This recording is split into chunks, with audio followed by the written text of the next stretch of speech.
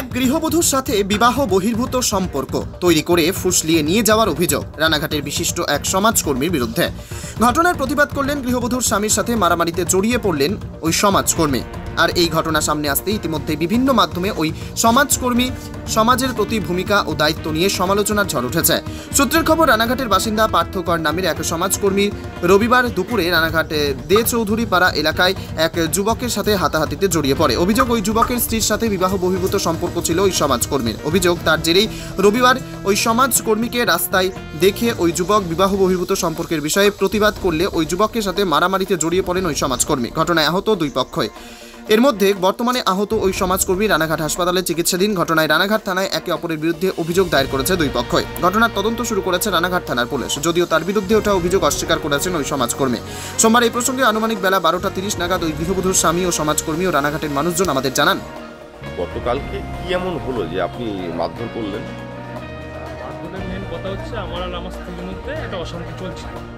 অশান্তির কারণ হচ্ছে পার্থক্য বিভিন্নভাবে বহুত দিন ধরে আমার স্ত্রীকে প্ররোচনা দেখিয়ে আমার থেকে দূরে সরিয়ে নিচ্ছিল।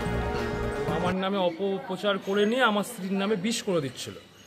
বিগত কিছুদিন ধরে আমার স্ত্রীর মধ্যে পার্থক্যের সম্পর্কটা আমরা সবাই ধরা পড়ার পর আমার স্ত্রীকে পার্থক্য বিভিন্নভাবে বুঝিয়ে টুঝিয়ে আমার নামে ভুংভাং বুঝিয়ে আমার বাড়ি থেকে আমার স্ত্রীকে নিয়ে চলে যায় প্রবণ দেখিয়ে, এবং চলে যাওয়ার পর তার দুদিনের মাথায় আমার স্ত্রী আমার নামে কেস করে। এবার এই কেসের সম্পূর্ণ মদতদাতা হচ্ছেন পার্থক্য দিয়ে। উনি বিভিন্নভাবে আমাকে হুমকি টুমকি আগেও দিত। আমিও পার্থতাকে আগে বলেছি যে আপনি এরকম ঘরলোকের সংসারে আগুন লাগিয়ে না, আমার স্ত্রীকে SMS করেন না। কিন্তু উনি রীতিমতন আমার স্ত্রীকে ফোন করতো, SMS করতো, এবং কি আমার বাড়ির সামনে দিয়েও যাতায়াত করতো। দিয়ে 2 মাস হয়ে গেল উনি আমার স্ত্রীকে প্রলোভন দেখিয়ে বাড়ির থেকে নিয়ে চলে যায়। নিয়ে গিয়ে আমার স্ত্রীকে দিয়ে আমার নামে 498 কেস করানো হয়।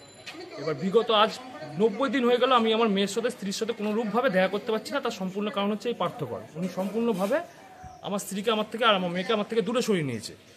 রিসেন্ট উনি আমাকে খুব হুমকি দিচ্ছিলেন, যেহেতু আমি এখন পথের কাটা হয়ে গেছি ইনাদের বিবাহ বহির্ভূত সম্পর্কে। উনার আর আমার স্ত্রীর মধ্যে যে সম্পর্কটা আছে তার পথের কাটা হচ্ছে আমি।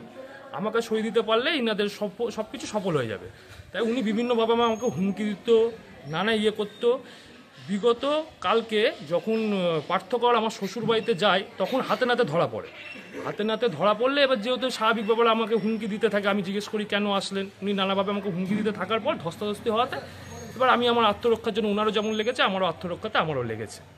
আপাতত আমি 90 দিন হয়ে গেল আমি আমার মেয়ের সাথে কোনো রূপভাবে দেখা করতে পারছি না। আপনাদের সবার কাছে অনুরোধ, আপনারা আমার মেয়েকে ফিরিয়ে দেন। আর এই বিশিষ্ট সমাজসেবী পার্থক্যের রূপটা, সবার আসল রূপটা আপনারা সবাই বের করে আনেন। কেন রানাঘাটে সবার মুখে, লোক সমাজে সবার মুখে আমি শুনতে পাচ্ছি পার্থক্যের চরিত্র একদম ভালো না। ইনি আগে বহুত মেয়ের জীবন নষ্ট করেছেন, এবং রিসেন্ট উনি নোকারি গ্রাম অঞ্চলে একটি ঘর ভাড়াও নিয়েছেন আমার স্ত্রীকে নিয়ে লিভিং রিলেশনে থাকার জন্য। আর আমার মেয়েকে কোনো রূপভাবে আমার সাথে দেখা করতে দিচ্ছে না। আজ 90টা দিন হয়ে গেল। আপনার বিরুদ্ধে তো অভিযোগ হয়েছে আপনি মারধর করেছেন, থানায় অভিযোগ হয়েছে। এবার আমাকে যদি উনি মারধর করাতে আমাকে আত্মরক্ষায় তো মারধর করতেই হবে। আপনি অভিযোগ করেছেন? আমি অভিযোগ এখনো করে হয়ে গেছে। উনি যেহেতু মারধর করছে আমাকে ঠেট দিয়েছেন এবং আমাকে বলেছে অন্যভাবে বুঝে নেবে, আমাকে পথের কাটা থেকে সরিয়ে দিতে চাইছে। ওনার স্ত্রীও কালকে এসে আমাকে হুমকি দিয়েছে। এখন আপনি কি চাইছেন? এখন আমি চাইছি আমার বাচ্চাটাকে আমাকে ফেরত দিয়ে দেন সবাই। আমার মেয়েকে ছাড়া আমরা বাঁচতে পারছি না। আমার পরিবার পুরো শেষ হয়ে গেছে আমার মেয়ের জন্য। আমার 7 বছরের মেয়ে, তাকে পার্থক্য কোনোভাবেই আমার সাথে দেখা করতে দিচ্ছে না, এবং তাকে বড় স্কুল থেকে ছাড়িয়ে নিয়ে সব আমার মেয়ে কোনো সুযোগ সুবিধাই পাচ্ছে না। এখন আমার মেয়েকে ছাড়া আমরা বাঁচতে পারছি না। আপনার নাম? আমার নাম দেবব্রত রায়। কোথায় বাড়ি? রানাঘাট হিজুলি। হঠাৎ করে আক্রমণ হলো কেন? আমার উপর আক্রমণ হলো, যে আক্রমণ করেছে সেই দেবব্রত রায় এবং তার বাবা লক্ষ্মীকান্ত রায়। হিজুলিতে বাড়ি, বাজারে ওদের ভাঙড়াপাড়াতে জয়শ্রী ভান্ডার দোকান আছে। ওদের অভিযোগ, ওদের বাড়ির বউ অর্থাৎ দেবব্রত রায়ের স্ত্রী, সে 498 কেস করে বাড়ি থেকে চলে গেছে, চলে তার বাপের বাড়িতে থাকে। এদের বক্তব্য হচ্ছে আমি নাকি তার মদতদাতা। হ্যাঁ, এটা সত্যি কথা যে আমার অত্যন্ত পরিচিত, কিন্তু তার বয়স আমার অর্ধেক বয়স, এবং তার মেয়ে আমাকে দাদাই বলে ডাকে, অর্থাৎ দাদু, মানে যে সম্পর্কের কথা বলছি। এবার তার সঙ্গে আমার যে কথা হয় না সেটাও আমি অস্বীকার করছি না। এরকম কথা বহু মানুষের সঙ্গে পার্থক্যের হয়, এটা শুধু নয়। কিন্তু ওদের বিশ্বাস বা কোথাও একটা মনে ভরপুর কোনো কিছু হয়েছে যে আমি বোধহয় মদত দিয়েছি। হ্যাঁ, রাজা ব্যানার্জি যে উকিল ওই 498 কেস করেছে, সে আমার বন্ধু, এটা সত্যি কথা, এটা তোমরাও জানো। কিন্তু এ ব্যাপারে আমার কোনো ভূমিকা নেই। আচ্ছা, যদি তাই হয় তাহলে ধরে নেওয়া যাক যদি আমি অপরাধী হই, আমার বিরুদ্ধে আইনানুগ ব্যবস্থা তো নিশ্চয়ই নেওয়া যেত।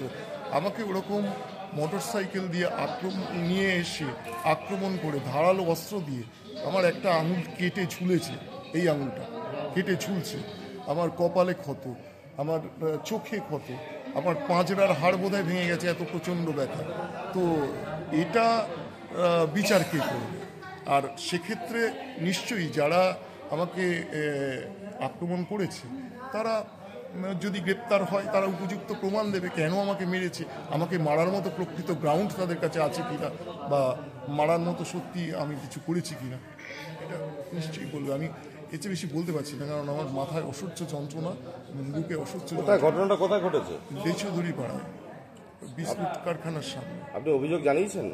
আমি অভিযোগ জানাতে চলেছি, কারণ যেহেতু আমি হাসপাতালে আমাকে অ্যাডমিশন করে দিয়েছে, ওরা ভয় পাচ্ছে বোধহয় কোনো ইন্টারনাল হ্যামারেজ থাকতে পারে বা পাঁজরা আঙুলের হাড় ভাঙতে পারে, এবং তাছাড়াও আমি অসুস্থ হয়ে একবার বমি করেছি, ওই কারণে।